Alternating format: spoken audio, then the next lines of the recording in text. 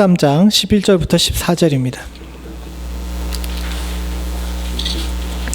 로마서 13장 11절부터 14절 한 절씩 교독하겠습니다.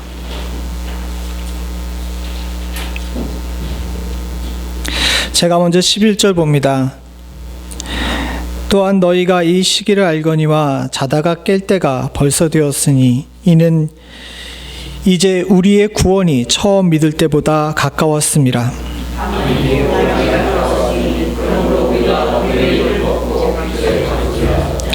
낮에와 같이 단정히 행하고 방탕하거나 술 취하지 말며 음란하거나 호색하지 말며 다투거나 시기하지 말고 오직 주 예수 그리스도의 옷을 입고 정욕을 위하여 육신의 일을 도모하지 말라. 아멘. 오늘 주보의 앞면을 보시면 아시겠지만 주보 그림이 바뀌었죠. 지난주에는 추수감사절 그림이었는데 이번에는 초가 몇 개 그려져 있는 그림을 우리 주보의 앞그림으로 해놨죠. 대강절이기 때문에 그렇습니다. 추수감사절이 지난 주부터 성탄절 주일 전까지가 대강절이라 그래서 우리 예수 그리스도의 오심을 기다리는 절기로 교회 안에서 지키고 있습니다. 부활절에 사순절이 있다면 성탄절에는 대강절이 있는 거예요. 사순절이 예수 그리스도의 고난받으심과 그 부활의 영광에 대해 생각한다면 이 대강절은 예수 그리스도의 오심 그리고 앞으로 장차 다시 오심 이것을 기억하면서 우리들에게 있어서 예수가 어떤 의미인지 또 예수가 어떤 능력으로 우리가에게 임하여야 하는지 그리고 그것을 준비하는 우리의 자세가 어때야 되는지를 살펴보는 때입니다. 우리 집사님께서도 기도하실 때 잠깐 언급을 하셨지만 세상은 12월을 소비의 달로 압니다. 근데 성도들은 우리 12월을 주님을 기다리는 달로 받아야 할 줄로 믿습니다. 그리고 장차 주님께서 이 땅에 다시 오실 재림을 기억하면서 이 땅에서 우리가 흥청망청 사는 것이 아니라 때가 가까웠다는 것 그리고 주님이 오실 그때가 가까웠다는 것에 대해서 긴장감을 회복하는 그런 해가 되어야 할 줄로 믿습니다. 그래야지 다가오는 2023년에는 주 앞에서 더욱더 주께 가까이 가는 귀하고 복된 은혜가 우리 가운데 있을 줄로 믿습니다. 그런 의미에서 앞으로의 대강절 주간에 주님을 기다리는 우리의 마음이 어때야 되는지 또 주께서 우리들에게 왜 기다리라고 또 준비하라고 하셨는지에 대해서 한번 함께 살펴보려고 합니다. 예배소서 5장 16절에 여러분들이 잘 아시는 말씀이 나와요. 예배소서 5장 16절에 뭐라고 나와 있냐면 세월을 아끼라 때가 악하니라. 여러분들도 잘 아시죠? 그래서 제가 일부러 여기 안 띄웠습니다. 여러분들이 외우시라고. 다시 한번 하죠. 예배소서 5장 16절에 뭐라고요? 세월을 아끼라 때가 악하니라. 세월을 아끼라 때가 악하니라. 이것이 사실은 종말을 대하고 있는 성도가 항상 입에 또 머리에 담고 살아야 될 일입니다. 세월을 아끼라. 왜 우리가 세월을 아껴야 합니까? 오늘 우리가 본문에 나온 것처럼 주님이 오실 때가 가까워지기 때문에 그래요. 세월을 아낄 줄 모르고 시간을 낭비하고 하나님 앞에 우리들이 겸비해야 될 시간을 낭비하는 자들은 슬피 울며 이를 갈게 됩니다. 이 슬피 울며 이를 갈다라는 것의 헬라어 어원을 보게 되면요, 분명히 자기가 잘못해서 주인에게 쫓겨가는데 이 사람들이 나가가지고 슬피 울며 이를 갈죠. 근데 슬피 울며 이를 가는 이유가 뭐냐면 내가 지금 벌을 받고 있긴 있는데 이것에 대해서 자기가 억셉이 안 된 거예요.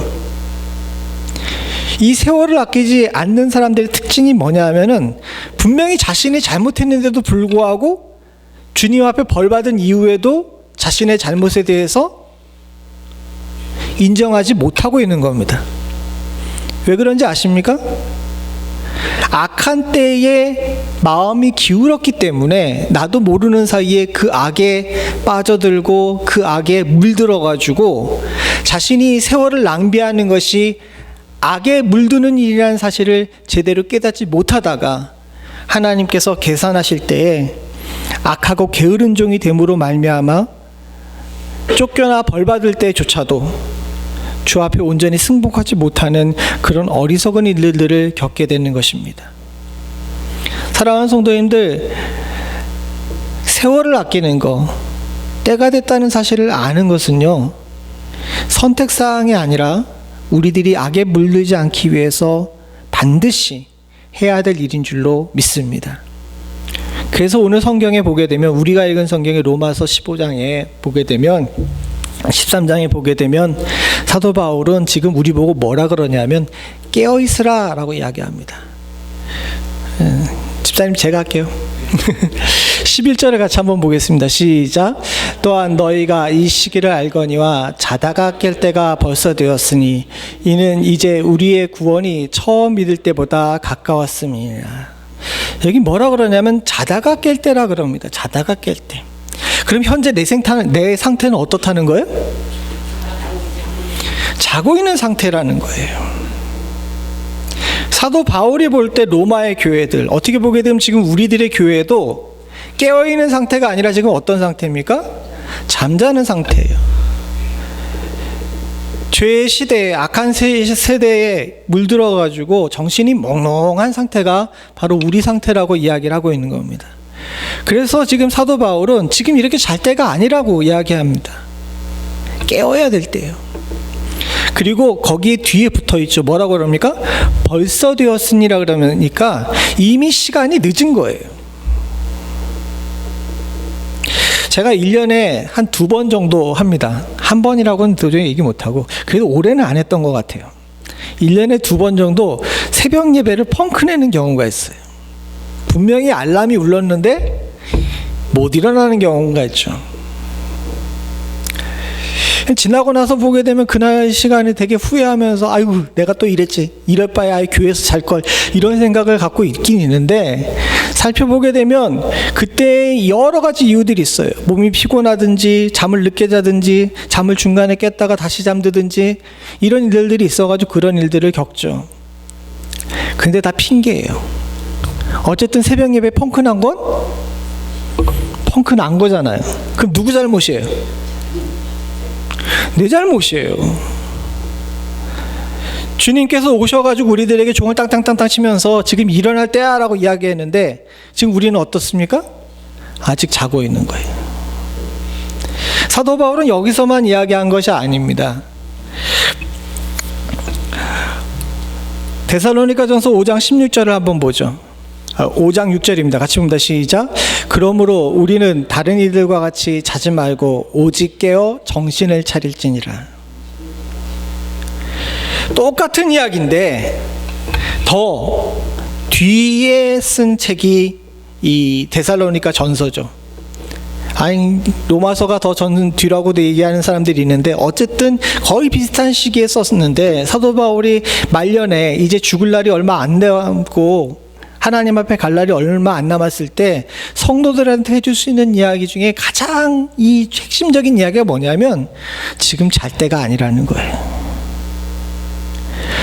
오늘 우리 성경에는, 한글 개역 성경에는 오직 깨어 정신을 차릴지라 라고 이야기되어 있는데, 다른 편안하게 읽는 한국에 나오는 뭐 새 한글 성경이나 이런 성경을 보게 되면 정신 차려라 이렇게 나와 있어요. 정신 차려라 이거예요. 지금 우리가 몽롱하게 살면서 이리저리 흩어지고 또 제대로 눈 뜨지 않고 이곳이 바른 길인지 저곳이 바른 길인지 구별하지 못하고 안개 속을 걷는 것처럼 걷는 수 있는 그런 때가 아니라는 겁니다. 사랑하는 성도님들, 지금은 정신 차려야 될 때입니다. 왠지 아십니까? 목회자도 몽롱하거든요. 제가 지금 눈이 딱 풀려 있지 않아요? 목회자도 몽롱하고 교회도 몽롱하고 세상이 모두 몽롱하니 성도도 같이 몽롱하죠.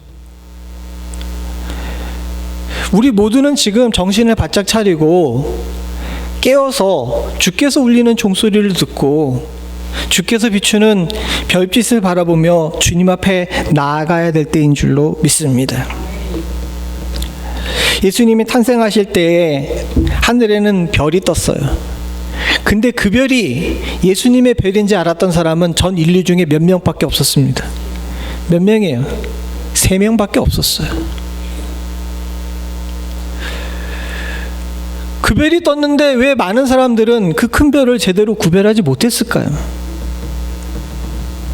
저 이방의 사람, 어떻게 보게 되면 하나님에 대해서 제대로 알지 못했던 그들은 보는데, 오랫동안 메시아를 기다렸다고 하는 이스라엘 백성들은 왜 그 별을 보지 못했을까요? 삶이 지치고 어렵고 힘들었기 때문에 그렇습니다. 이스라엘 백성이 70년 동안 포로 생활하다가 돌아왔습니다. 하나님께서 은혜 주셔가지고 돌아왔고 그들이 성전을 세우고 성벽을 세웠습니다. 그때 차에 한 150년도 지나기 전에 그곳에 알렉산더 대제라는 사람이 군대를 몰고 와가지고 온통 나라를 해뒤집었어요. 그리고 제국이 바뀌었습니다. 그동안 알고 있던 세상이 완전히 바뀐 거예요. 페르시아 제국에서 그리스 제국으로 바뀌니까 그들이 가지고 있던 가치관들이 혼란스럽고 경제적인 화폐 단위도 다 바뀌었습니다. 완전히 세상이 바뀌어버린 거죠. 근데 그 세상이 좀 오래가나 했더니 덜컥 알렉산더 대제가 33살에 죽어버렸어요. 그리고 제국은 4개로 분리되고 이스라엘 백성들이 살고 있던 그 땅은 셀루쿠스 제국과 프톨레마이오스 제국 사이에 끼어있는 전쟁 지역이 됐습니다. 역사를 보게 되면 그 뒤로 약 200년 동안 두 제국이 싸우면서 서로 번갈아가며 그 땅을 차지했어요. 그리고 두 제국이 좀 약해지니까 간신히 독립하나 했는데, 독립해가지고 채 100년도 되지 못해서 나라를 거의 노마에게 빼앗겨 버렸습니다. 사는 게 빽빽하고 어떻게 살아야 될지 모르는 그런 시대 속에 사니까 사람들이 다 몽롱해가지고 정신을 못 차리고 있는 거예요. 그러니 큰 별이 떴는데도 그 별이 주님의 별인지 모르죠.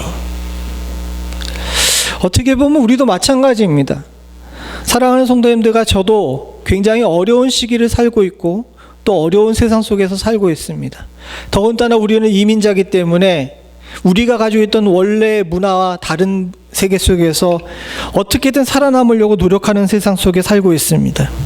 그러다 보니까 눈앞에 보이는 것밖에는 관심을 기울일 수밖에 없고, 주변을 돌아보는 일에 약할 뿐만 아니라 더 특별히 눈에 안 보이는 영혼을 챙기는 일은 더 게을리할 수밖에 없는 것이 우리의 삶일지도 모릅니다. 그러나 사랑하는 성도님들, 그래서는 안 돼요.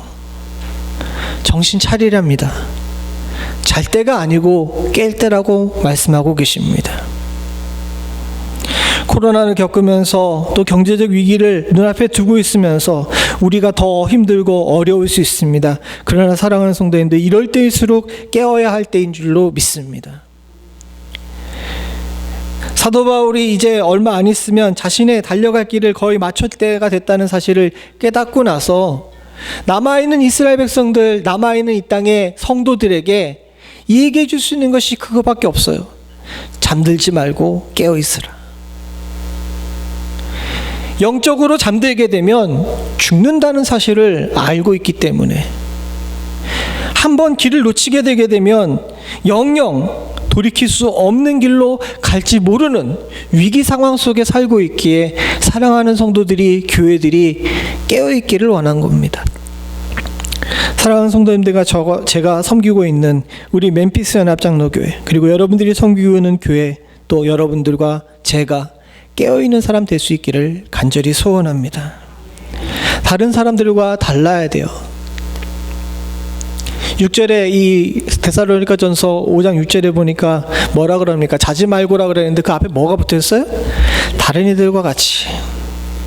다른 이들은 잘 수도 있어요. 다른 이들은 좀 게을러질 수도 있고요. 다른 이들은 딴 것에 관심을 가질 수도 있습니다. 그러나 사랑하는 성도님들, 저와 여러분들은 그래서는 안 되는 줄로 믿습니다. 눈앞에 위기가 닥쳐왔는데도 불구하고 사람들 몰랐어요.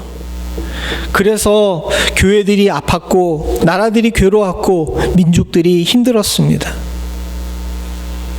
우리가 지금 닥치고 있는 이런 일들에 대해서 왜 몰랐을까요? 지나고 나보게 되면 당연히 그렇게밖에 될 수 없는 상황이었는데도 불구하고 많은 순간에 우리들은 눈치를 채지 못했습니다. 왜? 다른 이들처럼 잤어요. 교회가 어려운 일을 겪는다 그럽니다. 코로나를 잘 못 넘긴 교회들이 많다 그럽니다. 캘리포니아 지역에는 얼마 전에 신문을 보니까 4,000개 정도의 교회가 문을 닫았다 그래요. 근데 왜 그랬을까요? 왜 이런 위기를 교회들이 잘 넘기지 못했을까요? 물론 지상의 교회들이 영원한 교회가 아니기 때문에 문 닫을 수도 있습니다. 그러나 사랑하는 성도님들, 많은 곳에서 많은 분들이 이대로 가면 교회가 안 된다는 것을 이야기했는데 다 잤어요. 심지어는 경종을 날리는 사람들조차도 잤습니다. 저도 잤습니다. 잠깐이라고 생각했고 다른 사람이 깨어있으니까 괜찮겠지라는 마음에 잤는데 덕분에 교회와 성도들과 목회자들은 지금 대가를 치르고 있어요. 그래도 참 감사합니다. 제가 잠들었을 때 주님이 안 오신 게 얼마나 다행이에요.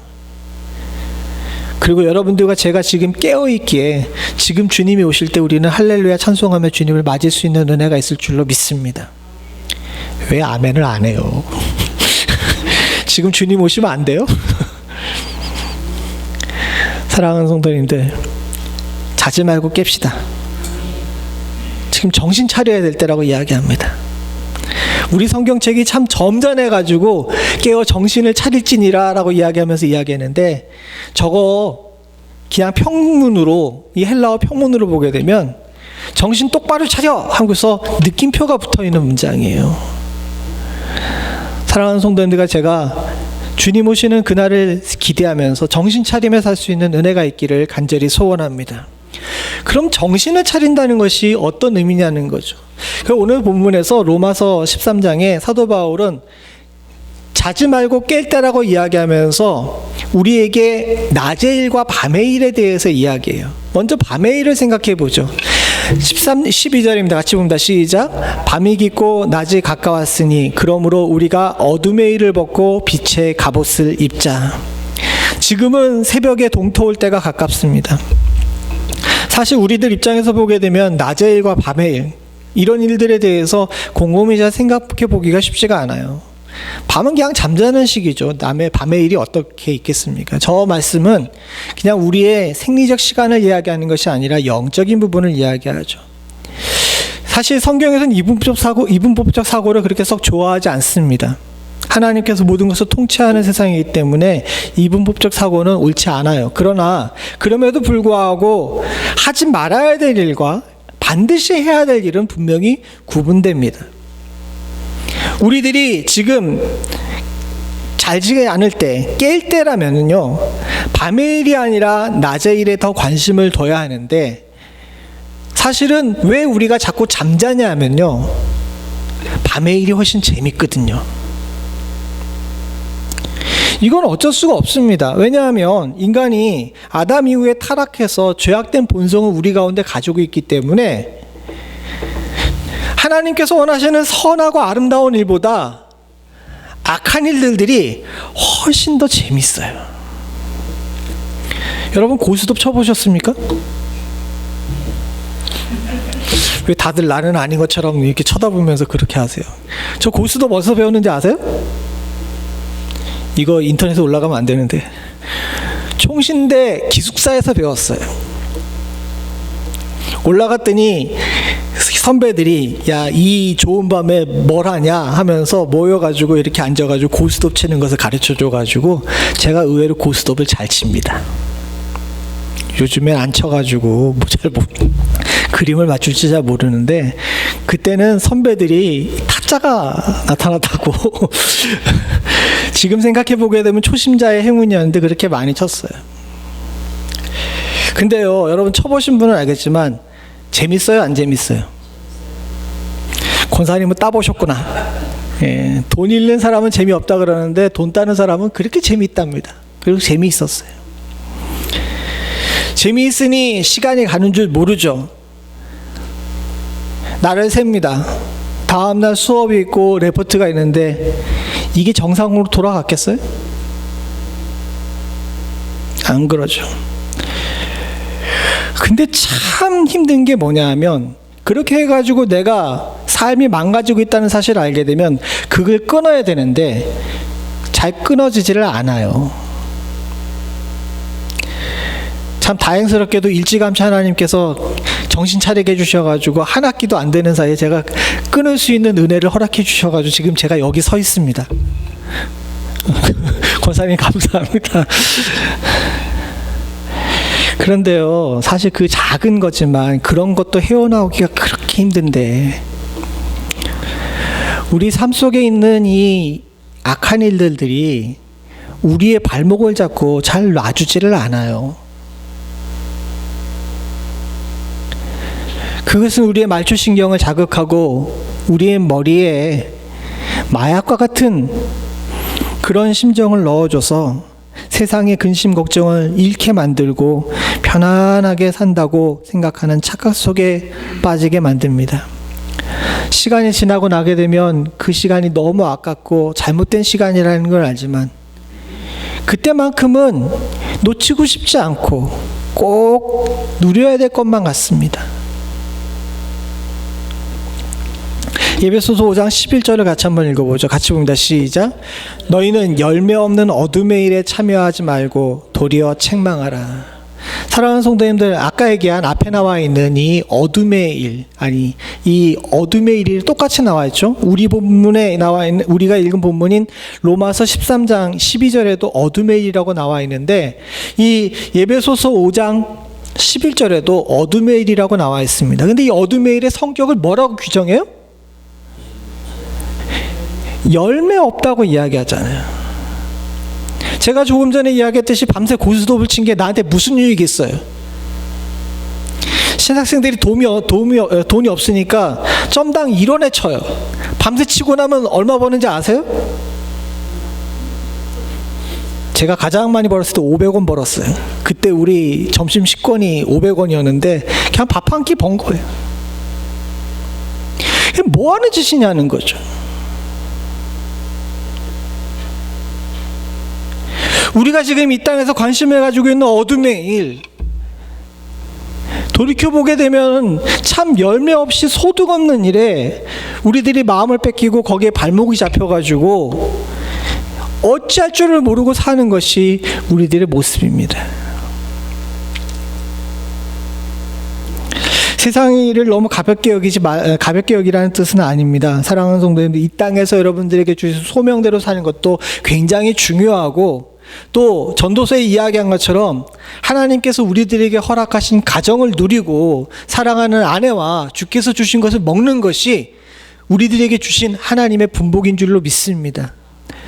그걸 무시하라는 이야기는 아니에요. 그러나 사랑하는 성도님들, 그 너머에 계신 하나님께 집중하며 낮의 일에 관심을 가져야 되는데, 사실 우리는 많은 부분에 밤의 일에 관심을 너무 많이 갖고 있고 그 일에 빠져 삽니다. 열매 없는 일인데. 어둠의 일이 어떤 일입니까? 13절에 보니까 어둠의 일이 어떻습니까? 방탕하거나 술 취하거나 음란하거나 호색하거나 다투고 시기하는 일입니다. 하나하나 짚어볼까요? 방탕하고 유흥을 노는 사람들은 다 낮에 합니까? 밤에 합니까? 왜요? 그게 본능적으로 애들이 열매 없는 일이고 잘못된 일이라는 걸 아는데 밤은 깜깜하니까 얼마든지 누릴 수 있다라고 생각해요. 술 취하는 일도 마찬가지입니다. 음란하고 호색하는 일도 그렇죠. 사실 음란하고 호색하는 일들 지나고 나보게 되면 아무 일도 아닌데 참 거기에 빠져가지고 헤어나오지 못하는 경우가 참 많아요. 다투고 시기하는 일도 마찬가지입니다. 싸움도 습관이고요, 시기는 너무 재미있어요. 이런 일들에 빠져가지고 열매 없는 일에 우리 인생을 낭비하고 사는 것이 아닌지 돌이켜보라는 겁니다. 이게 자는 거라는 거죠. 사랑하는 성도님들, 남 얘기하고 뒤에서 그 사람을 평가하고 또 다투고 시기하고 하는 일이 우리들에게 무슨 유익이 있습니까? 아무 유익이 없어요. 그러니까 주님께서는 이 밤의 일을 빨리 벗어버리라고 이야기합니다. 그래야 이 어려운 때, 이 잠들어 있는 때를 헤어나와서 깨어날 수가 있다는 거죠. 그럼 어떻게 헤어나오냐는 거죠. 이제 밤의 일에서 낮의 일로 옮겨가야 되는데 이 밤의 일이 옷이 벗어지지가 잘 않아요. 아까 얘기한 것처럼 너무 좋잖아요. 벗어지지가 않으니까 여기에 주님께서 내리신 처방이 있습니다. 어떤 처방이냐면 빛의 갑옷이에요. 빛의 갑옷. 사랑하는 성도님들, 밤의 일에서 낮의 일로 옮기는 것이 쉽지가 않기 때문에 중간에 갑옷이 낀 겁니다. 이게 굉장히 묘한 거예요. 이 수사학, 헬라어 수사학에 보이는데, 이제 밤의 일에 대해서, 어둠의 일에 대해서 이것을 옷이라고 표현했잖아요. 여기 이를 벗고라고 했다고 얘기한 걸 보면 옷입니다. 뒤에도 앞에 에베소서에도 나와 있듯이 어둠의 일도 옷이라고 표현해요. 반대로 낮의 일도 14절에 여기 뒤에 나와 있는 부분에 14절에도 보게 되면 옷을 입다라고 표현을 합니다. 낮의 일과 밤의 일은 옷이라고 표현했는데 중간에 이것을 전환하기 위해서는 쓴 표현은 옷이 아니라 뭘 표현을 썼어요? 갑옷이라고 표현을 썼어요. 왜 이렇게 했냐면요, 이것이 이렇게 옷으로 전환된다 하더라도 중간에는 굉장히 큰 대가를 치러야 된다는 것을 이야기합니다. 갑옷은 어느 때 써요? 그렇죠. 밤에 옷을 입었던 사람이 낮에 옷을 입기 위해서는 전쟁과 같은 시기를, 싸움을 싸워야 된다는 것을 우리들에게 이야기하고 있는 겁니다. 즉, 이 전환이 그냥 쉽게 되는 것이 아니라는 거예요. 대가를 치러야 되고, 피를 흘려야 되고, 결단이 있어야 되고, 용기가 있어야 된다는 것입니다. 사랑하는 성도님들, 하나님께서는 여러분들을 사랑하시고 여러분들이 주 안에서 평안하길 원하십니다. 그러나 사랑하는 성도님들, 또한 우리들이 알아야 되는 것은 뭐냐면 주님께서는 우리를 주의 나라의 군사로 부르셨어요. 용사로 부르셨어요. 이것은 세상과 우리가 싸우라는 것이 아니라 우선은 나 자신조차도 어둠의 옷에서 빛의 옷으로, 낮의 옷으로 바꾸기 위해서 갑옷을 입고 대가를 치러야 된다는 것을 이야기하고 있고요. 빛의 옷을 입은 이후에는 세상의 악한 것들과 사단과 싸울 수 있는, 하나님 편에서 싸울 수 있는 용감한 사람 되기를 주님께서 원하시는 것인 줄로 믿습니다. 근데 우리는 참 예수를 쉽게 편안하게 믿으려고 해요. 어둠의 옷에서 빛의 옷으로 옷을 갈아입어야 되는 것, 낮의 옷으로 옷을 갈아입어야 되는 것은 알고 있지만 누구도 갑옷을 입으려고 하지 않습니다. 그래서 교회도 목회자도 성도도 잘 안 변하는 거예요. 대가를 치르기가 쉽지가 않거든요. 사랑하는 성도님들, 어떻게 보게 되면 11월의 마지막이고 12월 달처럼 성탄절이 있는 이 주일에 이 말씀을 나누는 것이 평상시와 같지 않다고 생각할지 모르지만 이 시대로 볼 때에는 지금 교회와 성도들에게, 목회자들에게 하나님께서 더 늦기 전에 대가를 치러서라도 옷을 갈아입으라고 주시는 경고인 줄로 믿습니다. 에베소서 6장 13절을 같이 한번 읽어보죠. 밑에 있습니다. 같이 봅니다. 시작. 그러므로 하나님의 전신갑주를 취하라. 이는 악한 날에 너희가 능히 대적하고 모든 일을 행한 후에 서기 위함이라. 사랑하는 성도님들, 우리가 빛의 갑옷, 여기 나온 대로 하나님의 전신갑주를 취해야 되는 이유는 여기 뭐라 그럽니까? 악한 날에 너희가 능히 대적하고 모든 일을 행한 후에 서기 위함이라. 즉 살아남기 위해서예요. 더 늦기 전에 갑옷을 입는 자만이 이 악한 시대에서 살아남을 수가 있고, 모든 일을 위해 행한 이후에 홀로 서서 살아남을 수 있는 유일한 방법이기 때문에 우리들에게 갑옷을 입으라고 주께서 말씀하시는 겁니다. 사랑하는 성도님들과 저는 지금 타락의 옷을 벗고 하나님의 빛의 갑옷을 입는 주의 용사 돼서 주님이 오시는 그날 주의 앞에 설 수 있는 은혜가 있기를 소원합니다. 죽어서 엎어져 있는 사람들이 세상에 너무 많아요. 살아서 걸어다니는 것 같지만 영혼이 빠져가지고 온통 악한 일에 마음을 빼앗긴 사람들이 너무도 많습니다. 유튜브에 가면 아주 유명한 영상이 있어요. 필라델피아 좀비 거리라고 한번 쳐보세요. 필라델피아에 가게 되면 마약에 찌든 사람들이 이렇게 모여있는 거리가 있습니다. 근데 거기 있는 사람들은 그 영화에 나오는 좀비처럼 걸어요. 왜? 그 사람들에게는 영혼이 없어요.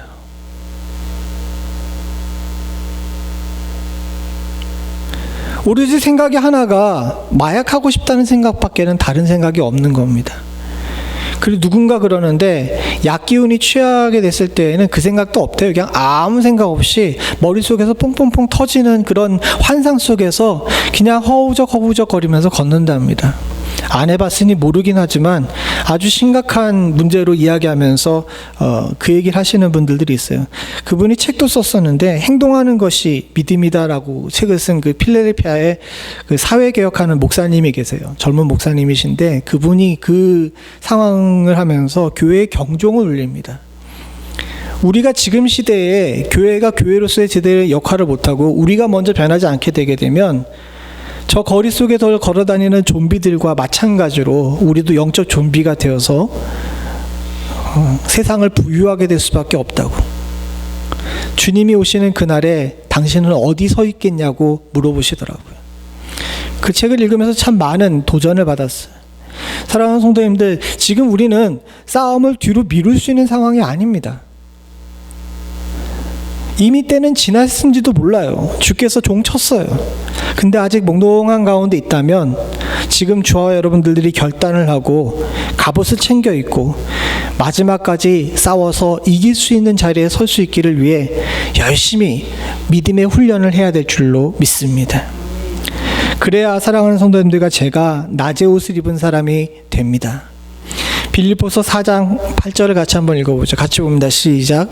끝으로 형제들아, 무엇에든지 참되며 무엇에든지 경건하며 무엇에든지 옳으며 무엇에든지 정결하며 무엇에든지 사랑을 받을 만하며 무엇에든지 칭찬받을 만하며 무슨 떡이 있든지 무슨 기림이 있든지 이것을 생각하라. 이것이 낮의 사람입니다. 사랑하는 성도님들, 여러분들은 무엇이든지 하나님 앞에 달려서 사람의 눈앞에 보기에 저 사람은 하나님의 사람이라는 소리를 들을 수 있는 사람, 그리고 주님 앞에 있을 때 어떤 일을 하든지 너는 내 것이라는 소리를 들을 수 있는 낮의 옷을 입은 사람들이 다 되실 수 있기를 간절히 소원합니다.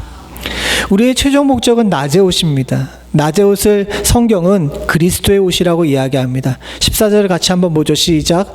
오직 주 예수 그리스도의 옷을 입고 정욕을 위하여 육신의 일을 도모하지 말라. 먼저 정욕을 위하여 육신의 일을 도모하지 말라부터 보죠. 사랑하는 성도님들, 정욕을 위해서 육신의 일을 도모하지 말아야 합니다. 인 교회를 향한 경고이기도 해요.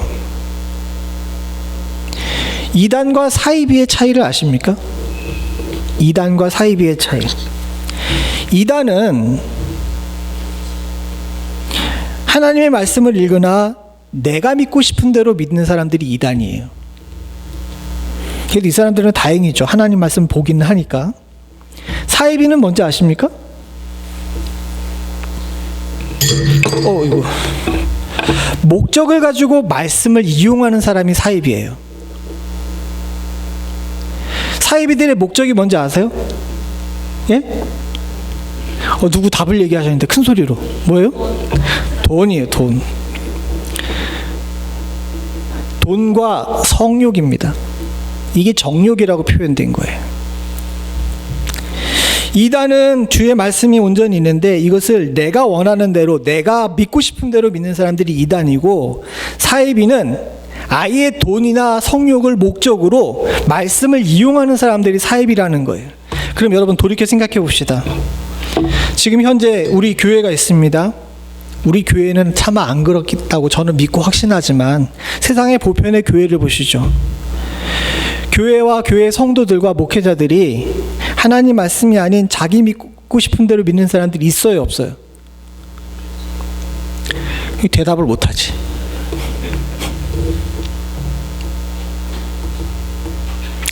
그러면 하나만 더 여쭤보겠습니다. 교회에 정욕의 목적을 가지고 교회에 나오는 사람들이 있어요, 없어요? 없어요 하신 분에게 하나님의 은혜가 충만하시기를 바랍니다. 단순히 물질욕이나 금욕이나 성욕만을 이야기하는 것이 아닙니다. 자신의 명예욕을 채우기 위해서 자신의 인간적인